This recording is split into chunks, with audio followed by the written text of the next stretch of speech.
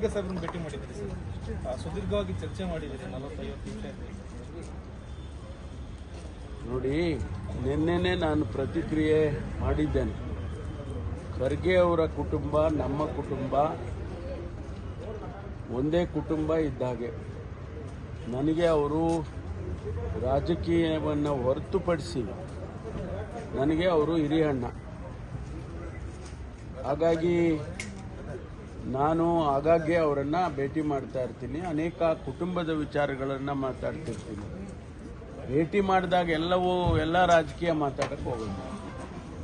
ನಿನ್ನೆ ಕೂಡ ಅದೇ ರೀತಿಯಲ್ಲಿ ನಾನು ಯಾವುದೇ ರಾಜಕೀಯದ ಚರ್ಚೆಯನ್ನು ಮಾಡಿಲ್ಲ.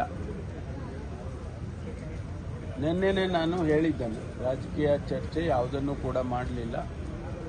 ಕುಟುಂಬದ ಅನೇಕ ವಿಚಾರಗಳನ್ನು ನಾವು ಮಾತಾಡ್ಕೊಂಡಿದ್ದೇವೆ, ಅಷ್ಟು ಬಿಟ್ಟರೆ ಬೇರೆ ಏನೂ ಇಲ್ಲ ಅಂತ ಹೇಳಿದ್ದೇನೆ. ಅದಕ್ಕೆ ಇನ್ನೂ ಹೆಚ್ಚು ತಾವು ದಯಮಾಡಿ ಹೆಚ್ಚು ಅದಕ್ಕೆ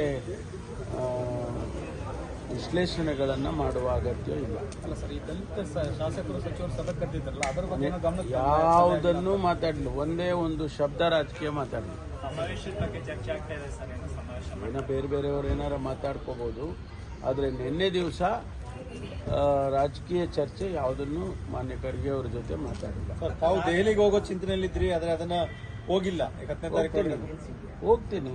ಅದಕ್ಕೇನು ದೆಹಲಿಗೆ ಹೋಗೋಕ್ಕೇನು ಏನು ತೊಂದರೆ ಇದೆ? ಹೋಗೋಕ್ಕೆ ನನಗೆ ನಮ್ಮ ನಾಯಕರುಗಳು ಭೇಟಿ ಮಾಡಬೇಕು, ಭೇಟಿ ಮಾಡಿ ಬರ್ತೀನಿ. ಅದೇನು ಅದಕ್ಕೆ ಏನೇನೋ ಕಲ್ಪನೆ ಮಾಡ್ಕೊಳ್ಳೋ ಅಗತ್ಯ ಇಲ್ಲ. ಹೈಕಮಾಂಡ್ ನಾಯಕರು ರಾಜ್ಯದಲ್ಲೇ ಇದ್ರಲ್ಲ ಸರ್, ಅದಕ್ಕೆ ಯಾರು? ಖರ್ಗೆ ಅವರು. ಇಲ್ಲ ರೀ, ನಾನು ಹೇಳ್ತಾ ಇದ್ದೀನಲ್ಲ, ಮುಚ್ಚುಮರೆ ಏನಿದೆ ಅದರಲ್ಲಿ?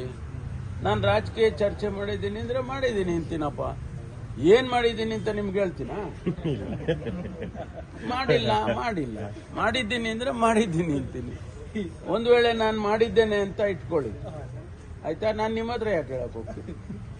ಅದರಿಂದ ನಾನು ಚರ್ಚೆ ಮಾಡಿಲ್ಲ. ಮಾಡುವಾಗ ಹೇಳ್ತೀನಿ, ರಾಜಕೀಯ ಚರ್ಚೆ ಮಾಡಿದ್ವಪ್ಪ ಅಂತೀನಿ. ಏನ್ ಮಾಡಿದ್ದೀನಿ ಅಂತನೂ ನಿಮ್ಗೆ ಹೇಳೋದಿಲ್ಲ.